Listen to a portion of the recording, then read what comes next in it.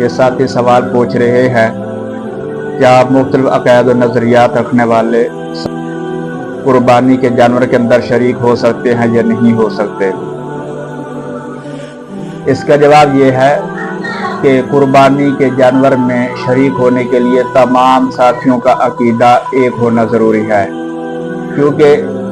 قربانی مسلمان پر واجب ہے اور غیر مسلم پر قربانی واجب نہیں ہے،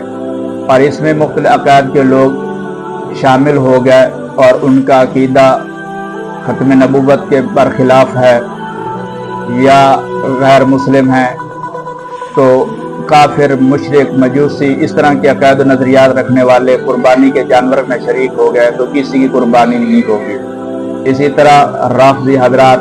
جو حضرت عائشہ صدیقہ رضی اللہ تعالی عنہا ام المومنین پر تہمت لگاتے ہیں اور قرآن مجید کے تحریف کے قائل ہیں، تو صحابہ کرام پر سب و شتم کرتے ہیں۔ اگر یہ حضرات قربانی کے اندر، مسلمان کی قربانی کے اندر شریک ہو گئے تو اس لحاظ سے بھی کسی کی قربانی نہیں ہوگی، سب کی قربانی ضائع ہو جائے گی۔ اس طرح اگر ایسا عقائد و نظریات رکھنے والا